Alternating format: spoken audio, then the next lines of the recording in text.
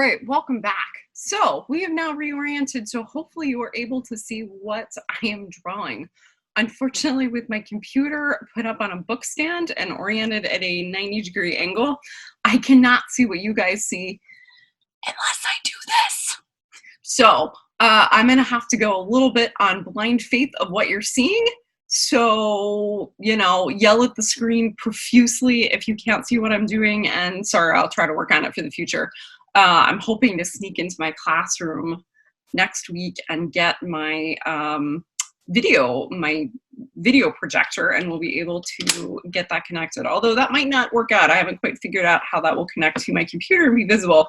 So this might be the best we're gonna do. Anyway, today, again, you're gonna need pencil, piece of paper. I am going to be using one of my fancy pants pencils. You do not need to use this. This is an ebony pencil. The reason I'm using it is because I tried this earlier and realized that if I used a regular pencil, it didn't show up on the screen as very well. So I also have my fancy pants eraser, but any eraser you have or none at all will be just fine. Cross out and keep on going. So as I mentioned, we are going to do cylinders. Now, I just happen to have some cans that have been laying around without labels for a very long time. I imagine this expired a while ago too. Oh, this expired in 2015. Yeah. Life of a grad student. Anyway, I have the labels taken off of these. Don't do that. Your mom's gonna yell at me.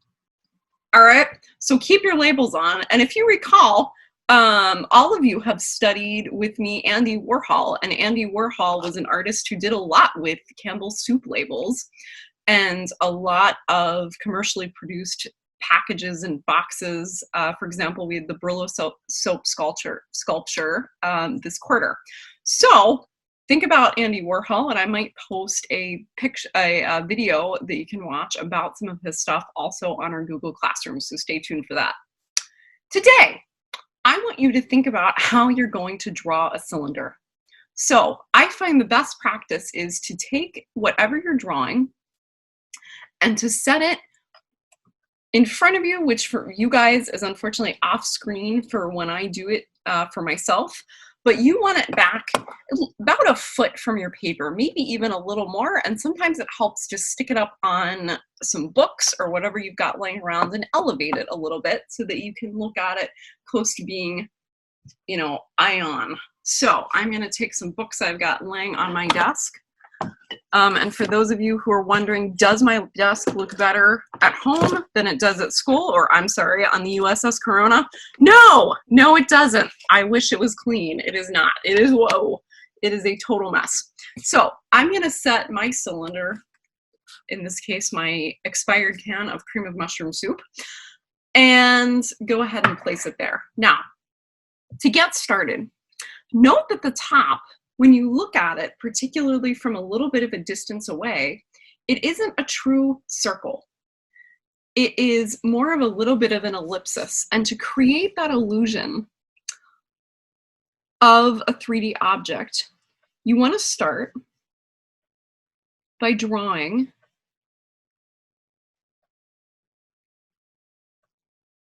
an ellipsis. All right, so an ellipsis is a squash circle, more of an oval than a circle.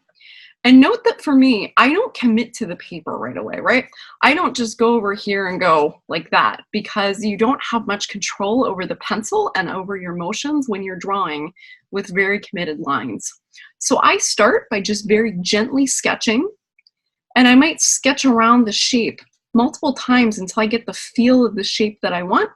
And then I can come back in and clean up the lines that I want to commit to.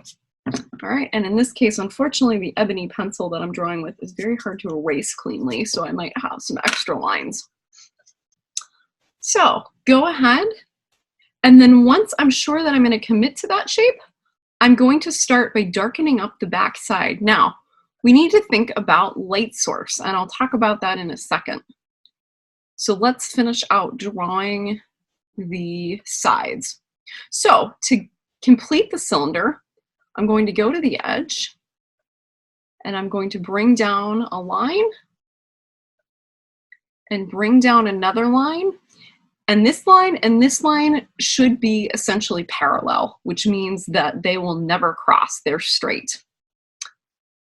So then to connect it, before I draw that bottom line, it's not going to be straight. I see a lot of students, and I'll go over here to my one that I'm working on that's not good. What they'll do is they'll draw the lines down, they'll draw a perfectly nice circular top, and then go like this and go, great, I have a cylinder. Well, not really. It doesn't complete that illusion of being perfectly round. And if you look at the bottom of a can, you notice that it's round, and this curve here and this curve here are identical, they match. So I want to come up and sort of feel my way around that curve and commit it to my muscle memory. And then I'm going to come down and I'm going to transfer that feeling of that curve to complete the bottom one. And I'm not going to do it perfectly. I got to be perfectly honest with you guys. You would think that as an art teacher, I get to spend my time drawing and painting and doing all the lovely art things that I love. I don't. So I really haven't done much drawing, very sadly, since last year when I taught drawing. So I'm not doing so great. And I sat down today and my drawings aren't looking so hot, and that's okay. This is why we're here to practice. So now that I've got my cylinder that looks pretty decent, I'm going to think about maybe adding some of those lines that run along the side. And again, if you have the label on, which you should, you're not going to be able to see those lines, but trust me, they're there. And you can imagine them on your piece. So they're going to follow the same curve and the same outline as your top and bottom. So I'm going to very lightly put these curves on, and we'll talk about why I'm doing that very lightly in a second. All right, so there's one, and it's roughly following the same angle and the same parameters as the other ones. And it should help complete that illusion that the can is round.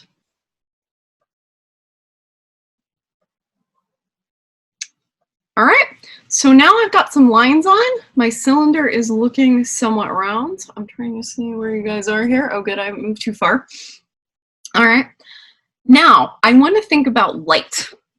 So we are going to pretend that the light is coming from the front. All right. So if I write light and turn this to the side, what do you guys see? Does this say light or does this appear backwards? Oh, good. It says light. Excellent. Okay. So if the light is hitting our object from the front, the lightest part of this object is going to be sort of this zone right in here. So to complete the illusion, to really make people think that this is a 3D can, 3D cylinder, you're going to darken up the lines that are furthest away from our eyes. And so as objects curve, they're dark away from our eyes and they lighten up towards the center. And so now I'm going to start committing to these lines a little bit more thoroughly.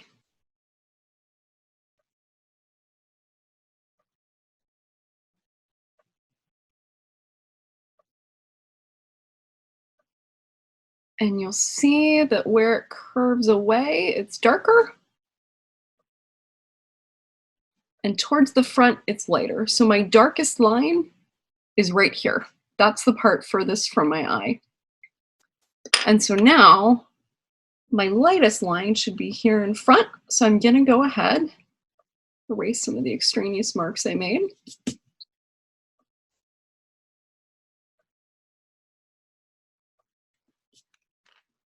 All right.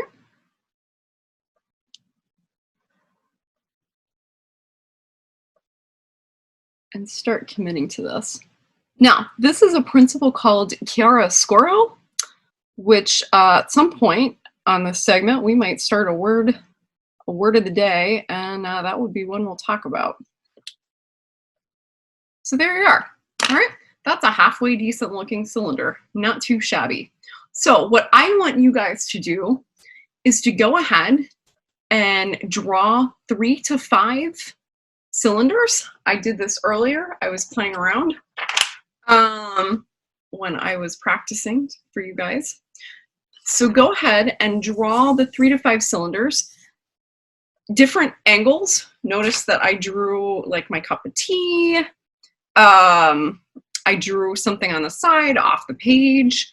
I drew another thing on the side. I drew the skinny little tomato can. I drew that. Whatever you want to do, go ahead and do some drawing and then upload this under the separate, there'll be a separate assignment on our Google Classroom, and you can leave it there and I'll take a look at it. So until next time, I hope you've enjoyed this first edition of the Arrrt class coming from the USS Corona. And I will see you guys. At this point, I am planning on broadcasting on Monday, Wednesday, and Fridays. So you can look for new uploads. And we're going to start a drawing season and try to keep from being bored. So stay tuned. See you next time. Ahoy!